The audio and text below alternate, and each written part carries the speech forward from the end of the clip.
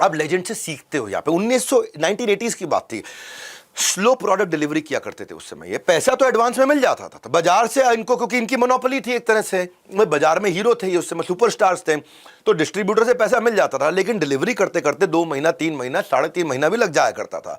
तो डिस्ट्रीब्यूटर जो बाजार में इनके पार्टनर्स थे, जो बाजार में इनका माल आगे लेके जाते थे, उन्होंने कंपनी के अगेंस्ट थोड़ा शोर मचाना शुरू कर दिया, कंपनी के अगेंस्ट बोलना शुरू कर दिया, मार्केट में कंपनी का नाम भी खराब करना शुरू कर दिया। और एक डिस्ट्रीब्यूटर जो पुराना दोस्त हुआ करता था अजीम प्रेम जी का, अच्छे से उनको जानता था, वो प्रोटेस्ट में काफी आगे बढ़ करके मैं जिंदाबाद जिंदाबाद, तो कंपनी के एक एम्प्लॉय ने उसके against ZTP zero tolerance policy, एक डिसिप्लिनरी एक्शन लेकर के उसको बाहर कर दिया, मतलब ब्लैक लिस्ट कर दिया उसको, मतलब अब तेरे साथ धंधा नहीं करेंगे, गेट आउट। तो एक बड़े डिस्ट्रीब्यूटर के जाने से कंपनी को नेचुरली नुकसान भी होगा, क्योंकि डिस्ट्रीब्यूटर माल बेचा करता था। तो प्रेम जी जो थे, अजीम प्रेम जी, वो इन डिसीजन के खिलाफ थे, उनको डिसीजन ये पसंद नहीं आया। एक मीटिंग में उन्होंने एम्प्लॉय से पूछ भी लिया कि तुमने क्यों किया ऐसा। एम्प्लॉय ने जब अजीम प्रेम जी को सारी सिचुएशन बताई, सब समझने के बाद अजीम जी ने कहा कि ये कंपनी की शॉर्टकमिंग थी, ये कंपनी की कमी थी, जिसकी वजह से डिस्ट्रीब्यूटर डिसअपॉइंट हुआ, उसकी थोड़ी कमी है, वो तो रिएक्ट कर रहा है, उसके रिएक्शन के पीछे हमारे क्या एक्शन थे वो ठीक करने, तुम उसके रिएक्शन को ठीक करने में लगे हो। और ये कंपनी की गलती, इनकी एक अच्छी बात है, ये अपनी गलती तुरंत मान लेते हैं। उन्होंने अपने एम्प्लॉय को बताया कि मैं आपके डिसीजन से अग्री नहीं करता, लेकिन मैं आपके डिसीजन को उसके खिलाफ भी नहीं जाऊंगा, क्योंकि आपने डिसीजन ले लिया तो मैं आपका साथ भी निभाऊंगा, लेकिन चाहता हूं अगली बार आप सीख लो। आगे चल के एम्प्लॉय ने रियलाइज किया कि अजीम जी बिल्कुल ठीक कह रहे थे। बड़ा वही बनता है जो छोटों को साथ लेकर के चलता है। एम्प्लॉय ने जाकर के रीसेलर यानी कि उस डिस्ट्रीब्यूटर को वापस ऑन बोर्ड किया, अपनी गलती मानी, माफी मांगी। क्यों? क्योंकि लीडरशिप से आ रहा है ये।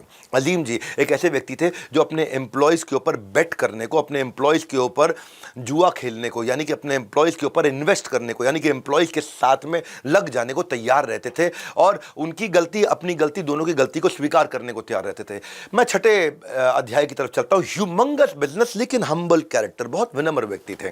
विनम्रता कैसी? एंटरप्रेन्योर को थोड़ी सी सक्सेस मिलती सर पे चढ़ जाती है, एक्स्ट्रावेगेंट लाइफ जीते हैं। अरे अब तो उसके बाद ये कितना खर्चा करना शुरू करते हैं, अब मेरे जिंदगी में ये सपना था, वो गाड़ी थी, वो बंगला था, वो मकान था, वो कपड़े थे, ये वो। अजीम Prem ji simple routine life जीना पसंद करते हैं। हाँ, कई साल तक वही फोर्ड एस्कॉर्ट गाड़ी चलाते रहे, जबकि उनकी एम्प्लॉयज जो थे वो मर्सिडीज लेके आया करते थे, बड़ी बड़ी गाड़ियां, लग्जरी गाड़ियों में आते थे। एस्कॉर्ट कार इनकी खराब हो गई, उस समय फोर्ड की ये गाड़ी थी भी नहीं अच्छी, खराब भी जल्दी हो जाती थी। तो इन्होंने क्या किया, अपनी जूनियर एम्प्लॉय से उसी की मर्सिडीज को सेकेंड हैंड सस्ते में उसको मार्केट रेट से पैसा दे करके उसकी गाड़ी खरीद ली, यानी अपने जूनियर की गाड़ी खरीदी उसको पैसा दे करके।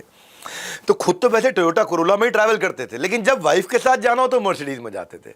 तो वाइफ के साथ जा रहा हूं तो फिर वाइफ को कंफर्ट देने के लिए मर्सिडीज, खुद टोयोटा कोरोला में घूम लेते थे। कभी 5 स्टार होटल नहीं रुकते थे, जहां जहां कंपनी का गेस्ट हाउस हो वहीं रुकेंगे। सभी एम्प्लॉयज की तरह कंपनी की कैंटीन में बैठ के एम्प्लॉयज के साथ में वहीं खाना खाएंगे। ऑफिस जाने से पहले केबिन्स की लाइट, अपने कम से कम केबिन की लाइट तो खुद जाते जाते आदत पड़ गई थी, बंद करके चले जाते थे। अपने ऑफिस में रूल बनाया था, कोई भी अगर फोटो कॉपी करोगे तो उसके बाद दोनों तरफ का कागज इस्तेमाल करना है, दोनों साइड का कागज इस्तेमाल करो। ये सस्टेनेबिलिटी के लिए इंपॉर्टेंट है, क्योंकि कागज अगर ज्यादा वेस्ट करोगे तो पेड़ कटेंगे। अपनी गलती को हाथ जोड़ के एक्सेप्ट करते थे।